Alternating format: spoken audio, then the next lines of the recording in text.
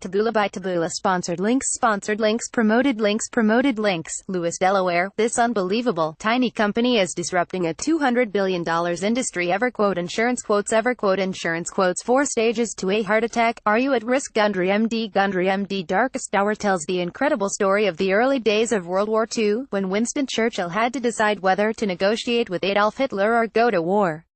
The film gives details of the friction at the highest levels of the British government about possible appeasement and how Churchill struggled for support among his own party. Advertising and Red invented by Tees. With the country in retreat in France as the German forces overran mainland Europe, it was a tough decision over whether to agree to peace talks with evil Hitler. The real-life people in the film, which stars Gary Oldman, have gone down in history. Here, we look at what became of them. Sir Winston Churchill, Gary Oldman. Britain's legendary wartime prime minister, took the country to war but ultimately led the nation to victory. After the war had ended, Britain held the first general election for almost a decade, and Churchill, while personally popular with the people, led a party which was not liked. He spent 6 years as opposition leader and served a second term as PM between 1951 to 55. During that period the king died and his daughter Elizabeth II, our queen, took to the throne. Aware that he was slowing down both physically and mentally, Churchill at last retired as Prime Minister in 1955 and was succeeded by Anthony Eden. At the time of his departure, he was considered to have had the longest ministerial career in modern British politics. In January 1965, he suffered a severe stroke, his 10th, and died at his London home aged 90. Gary Oldman underwent an astonishing transformation to play the PM. Viscount Halifax. Stephen Delane. The outcome of the war, which was by far a certainty, has made Halifax's behavior look worse in hindsight. A very senior politician, he had served as Viceroy to Indian and Foreign Secretary and was very well respected, but after Churchill refused appeasement his power began to wane. He was offered a job as Deputy Prime Minister but refused, and it was only when the British ambassador to Washington died unexpectedly that a job was found for him which he would accept. He struggled in his new role, not helped by Churchill's good relationship with President Roosevelt, which left him sidelined. When the Conservatives lost power at the post-war general election, he came back to the UK and retired. He died in 1959 of the heart, but always maintained that his fondness for appeasement had been largely a case of him following then Prime Minister Neville Chamberlain's orders. Winston Churchill's secretary Elizabeth Leighton, Lily James. Elizabeth served as personal secretary to Winston Churchill from 1941 to 1945, taking the job aged just 23. Her commitment to Churchill until the end was credited as a factor which helped him win the war. She refused to abandon work for the bomb shelter and often put her life on the line by accompanying him abroad. The pair were close, and her memoirs recalled how they wept in his room as Labour's Clement Attlee won his unexpected landslide in the 1945 general election. Elizabeth was utterly devoted to him, saying he was a hero to his staff, and particularly to his female staff.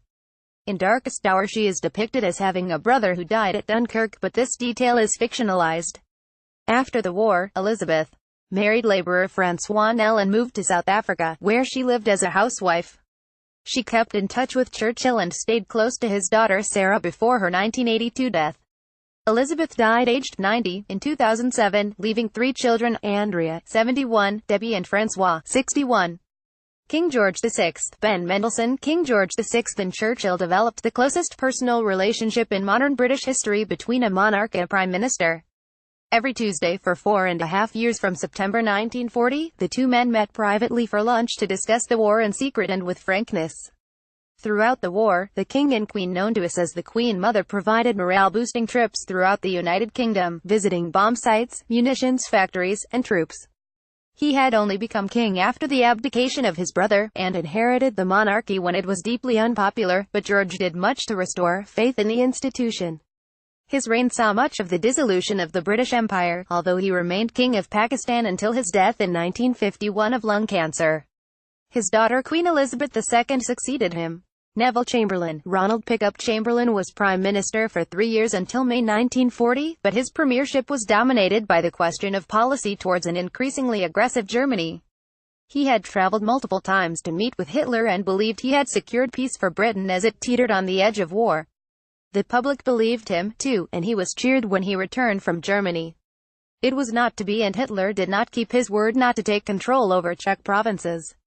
The film shows him resigning as Prime Minister in May 1940 and Churchill taking charge, but he remained well regarded. However, he was ill with bowel cancer and would die before the year was out. His reputation has been damaged by historians, some of whom have heavily criticized his policy of appeasement. Sir Anthony Eden. Samuel West Eden was a high-flying political figure who was against appeasement and was deputy to Churchill for almost 15 years. He served as Secretary of State for War and was Foreign Secretary 3 times. In April 1955, Churchill finally retired and Eden succeeded him as Prime Minister. He was a very popular figure as a result of his long wartime service and his famous good looks and charm.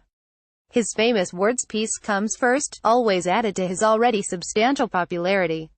However, his handling of the Suez Canal crisis, in which Egypt nationalized a vital route for oil for Britain and he failed to reverse because his could not hold the support of America who were against colonial power, was to be his undoing. Eden resigned and retired from public life but bred a herd of cattle. He died in 1977 from liver cancer, making him the last surviving member of Churchill's war cabinet.